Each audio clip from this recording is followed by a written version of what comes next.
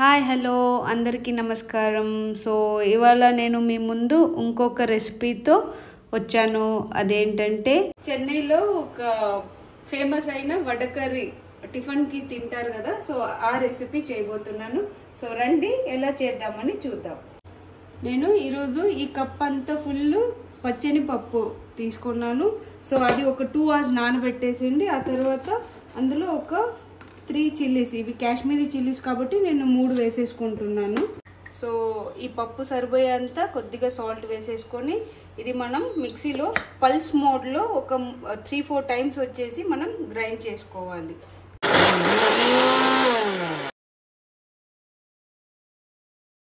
So చూడండి, ఇప్పుడు మిక్సీకి వేసేసుకున్నాను. మరీ స్మూత్గా కాకుండా కొద్దిగా పప్పుగా ఉండేటట్టు వేసేసుకోండి.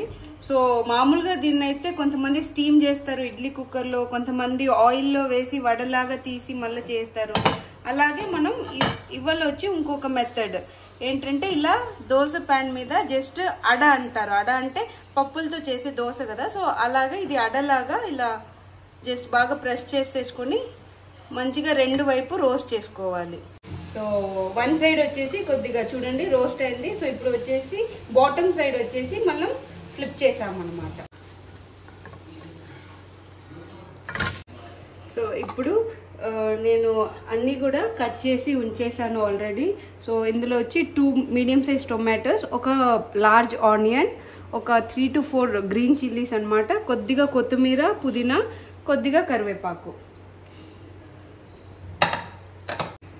సో ఇప్పుడు ప్యాన్ హీట్ అయింది. ఇందులో ఒక 3 to 4 స్పూన్స్ ఆయిల్ వేసేసుకోండి. సో ఇప్పుడు ఆయిల్ ప్యాన్ హీట్ అయింది. ఇప్పుడు కొద్దిగా స్పైసెస్ యాడ్ చేసుకుందాము. ఏంటంటే సోంపు 1 స్పూను, కొద్దిగా 3 to 4 క్లావ్స్ లవంగాలు, కొద్దిగా ఒక 2 పీస్ వచ్చేసి చెక్క, మళ్ళీ ఒక 2 to 3 బే లీవ్స్ అంటే బిర్యానీ ఆకు అనమాట. ఇవన్నీ కూడా యాడ్ చేసేసుకుందాం. సో నెక్స్ట్ ఒక బిగ్ సైజ్ ఆనియన్ పెట్టానుగా, సో అది యాడ్ చేసేసుకుందాం. దాంతోపాటు కర్రీ లీవ్స్ కూడా వేసేసుకుందాం. సో నెక్స్ట్ మనం 2 మీడియం సైజ్ టొమాటోస్ యాడ్ చేసుకుందాం. అంటే ఇది ఎక్కువ వద్దు, ఎందుకంటే మనకు కొద్దిగా ట్యాంగీ ఫీల్ వచ్చేస్తుంది కాబట్టి తక్కువ యాడ్ చేసుకోవాలి. సో నెక్స్ట్ మనం 2 మీడియం సైజ్ టొమాటోస్ యాడ్ చేసుకుందాం. అంటే ఇది ఎక్కువ వద్దు, ఎందుకంటే మనకు కొద్దిగా ట్యాంగీ ఫీల్ వచ్చేస్తుంది కాబట్టి తక్కువ యాడ్ చేసుకోవాలి. సో నెక్స్ట్ ఈ పచ్చిమిర్చి వేసేయాలి. దాంతోపాటు ఒక 1.5 స్పూన్ వచ్చి ginger garlic paste. So next ఇప్పుడు మనం పౌడర్స్ యాడ్ చేసుకుందాం. ఇది వచ్చేసి జీలకర్ర పౌడరు, సో 1/4 స్పూన్ యాడ్ చేసేసుకోండి. ఇది ధనియాల పౌడరు, కొరియాండర్ పౌడర్, సో ఇది కూడా ఒక 1/2 స్పూన్. ఎందుకు అంటే నాకు ఆల్రెడీ మిర్చి పౌడర్లో ధనియాల పొడి మిక్స్ చేసి కొట్టినాను హోమ్ మేడ్, కాబట్టి అది నేను వాడబోతున్నాను. సపోజ్ మీ దగ్గర అలా లేకపోతే కనుక సెపరేట్గా మీరు యూజ్ చేసుకోవచ్చు. అప్పుడు ఈ ధనియాల పొడి కొద్దిగా క్వాంటిటీ ఇంక్రీజ్ చేసేసుకోండి. ఒక 1 to 1.5 స్పూన్ అది వేసేసుకోండి. ఒక 2 స్పూన్స్ చిల్లీ పౌడర్ వేసేసుకోండి. నెక్స్ట్ మిర్చి పౌడర్ వేస్తున్నాను.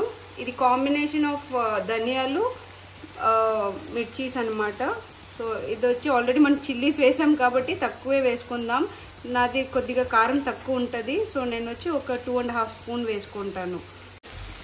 సో ఈ పౌడర్స్ అంతా యాడ్ చేసాం కదా, దాన్ని స్ప్రెడ్ చేసుకుని లైట్గా కొద్దిగా వాటర్ వేసేసుకోండి, లేకపోతే అడుగు పట్టేస్తుంది.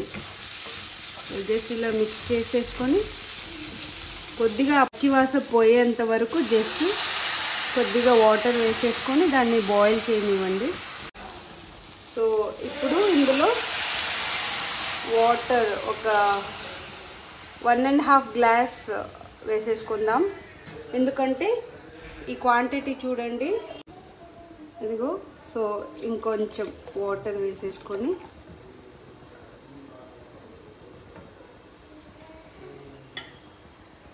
ఇందులో ఇవి ఇలాగా మనం ప్యాన్ మీద చేసేసుకున్నాం కదా, వాటిని ఇలా చిన్నగా జస్ట్ మనం స్క్రాంబుల్ చేసి పెట్టుకోవాలి. దాన్ని ఇప్పుడు యాడ్ చేసేయాలి. ఇక్కడికి థిక్గా ఉంది కాబట్టి నేను ఇంకొంచెం వాటర్ యాడ్ చేస్తాను. ఇప్పుడు వీటితో కొద్దిగా కొత్తిమీర మళ్ళీ పుదీనా ఈ రెండుని యాడ్ చేసేసి జస్ట్ ఒక స్టిర్ ఇచ్చేసి లిడ్ వేసేసి ఒక్క విజిల్ పెట్టేసుకుందాం అండి. ఇప్పుడు ఓపెన్ చేశాను, ఎంత మంచిగా రెడీ అయిపోయిందో. సో నెక్స్ట్ మనం సర్వ్ చేసుకోవాలి. ఇది ఇడ్లీకి దోశకి అంతా చాలా బాగుంటుంది. మీకు ఇది థిక్గా ఉంది అనిపిస్తే కనుక ఇంకొంచెం వాటర్ యాడ్ చేసేసుకోవచ్చు. సో ఇప్పుడు అయిపోయింది. ఇప్పుడు మనము సర్వ్ చేసుకుంటున్నాము. సో చూడండి, ఇడ్లీతో పాటు సో మామూలుగా తినడానికన్నా దీంతో ఒక 2 ఇడ్లీ ఎక్స్ట్రానే తింటారనమాట మా ఇంట్లో. సో ఎవరికైతే ఈ రెసిపీ నచ్చిందో ఖచ్చితంగా నాకు కామెంట్ చేయండి, లైక్ చేయండి, షేర్ చేయండి, సబ్స్క్రైబ్ చేయండి. Until then bye bye.